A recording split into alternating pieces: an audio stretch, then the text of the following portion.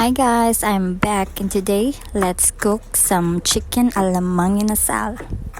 So first, let's prepare the chicken. I-marinate na to.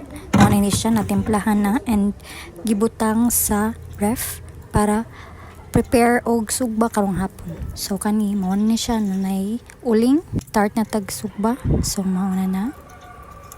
Ato nang ginahinay og sugba ang ato mga na marinate na manok.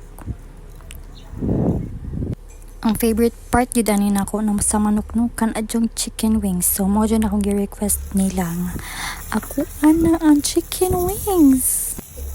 Hapit na maluto ang atong sinugba nga manok alat mang inasal. So makita nato no sa diri pa lang tasty na kay siya tan-awon and juicy. Juicy siya tan-awon na pagkaluto, di ba? O nakita pa ang red horse kay magtagay man jud while nagsugba. Di makumpleto yung sugba kung walay tagay. So mao na siya. Ginahinay nagbalhin ang mga naluto kay ready na for kaon karon tadaod and nag-andam ta sa sauce with batch sili.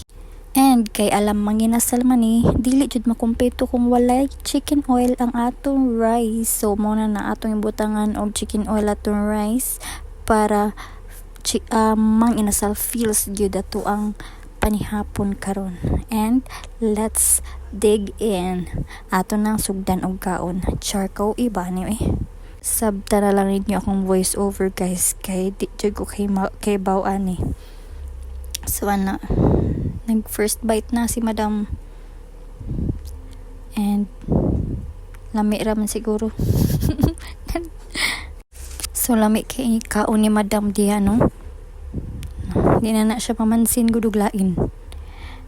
Then nagdungan bay mig kaon kaming whole family. Kuyog ni Chim. Nakadi pa ni siya mahilabot og sudan ring panahon na karon di na pwede kay mahilabot na. So mura to siya guys ang akong mini vlog sa at among panihapon na ang sudan is chicken alamang inasal.